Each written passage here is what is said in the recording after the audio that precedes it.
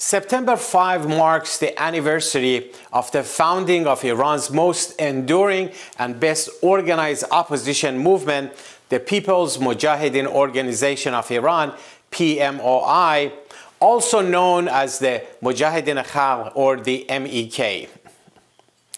As the main component of the democratic alternative, the National Council of Resistance of Iran, NCRI, the MEK, entering its 60th year, has played a pivotal role in the fight for democracy in Iran and in contributing to peace in the Middle East. Founded in 1965 by three young engineers, followers of Dr. Mohammad Mossadegh, Iran's legendary democratic prime minister, the MEK was at the forefront of opposition to the despotic rule of the Pahlavi monarchy and has since been struggling for the establishment of a democratic, pluralistic, secular republic.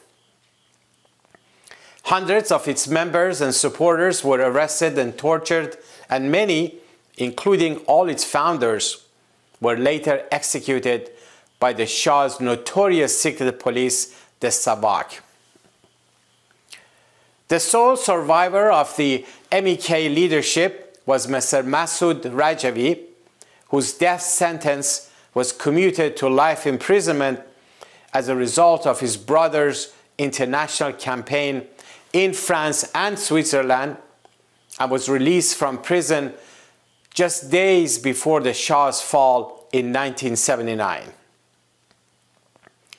Since its inception, the MEK has rejected the reactionary, outdated, and anti-democratic interpretations of Islam and has adhered to a democratic and tolerant interpretation based on the separation of religion and state and equality for women as its guiding principles.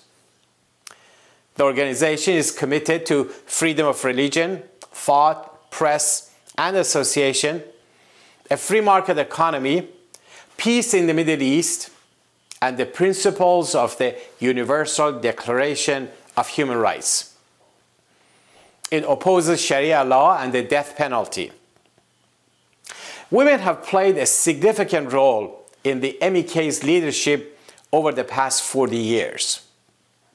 The past 9 successive Secretary Generals of the MEK have all been female.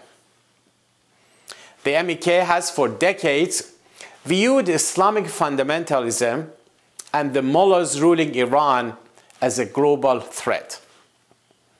Iran's rulers view the MEK as an existential threat due to its pivotal role in exposing the clerics' misuse of religion, in waging nationwide resistance against the regime, including the uprisings since 2017, its formidable organizational strength, and its resilient network of resistance units within Iran. The MEK has been the primary target of repression in Iran and terrorism abroad. Over 100,000 of its members have been killed since 1981, including the massacre of over 30,000 political prisoners in 1988, most of whom were MEK members.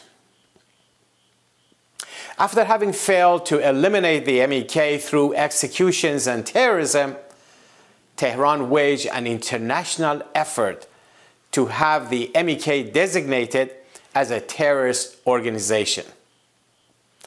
Tehran eventually failed after all designations were overturned in Europe, the United States, Canada, and Australia with the help of over 20 court rulings. The Iran regime started an extensive demonization campaign 4 decades ago against the MEK, both domestically and internationally, using its network of journalists, academics, and pundits to spread propaganda, labeling the MEK as a terror cult. This campaign was designed to justify a policy of appeasement and murder of MEK members. Yet, despite spending billions of dollars, the campaign has badly failed. The MEK has been instrumental in exposing the regime's nuclear weapons program. Its revelations of the nuclear facilities in Natanz and Iraq in 2002, based on a vast network inside Iran, triggered for the first time the inspections of Iranian nuclear sites by the UN nuclear watchdog known as the IAEA. In July 2011, the MEK exposed a new organization run by the military, known by its Farsi acronym SPND or SPAN, which oversees the nuclear weapons program. The MEK has also exposed terrorist networks and operations conducted by the IRGC and its Quds Force over the past 4 decades. More recently, it exposed Tehran's terror network in Europe and the Quds Force's support for proxy terror groups across the Middle East, providing them drones, missiles, and rockets, and relevant training, including naval terror training. In sum, MEK's unwavering commitment and willingness to pay the price for freedom have increasingly appealed to the younger generation, including Gen Z in Iran. That's why the expansion of the MEK's resistance units aimed at toppling the regime and establishing a free republic of Iran has become a nightmare for the ruling critics in Iran. Indeed, with this historical treasure, achieving freedom, independence, and popular sovereignty for Iran and peace in the region is imminent.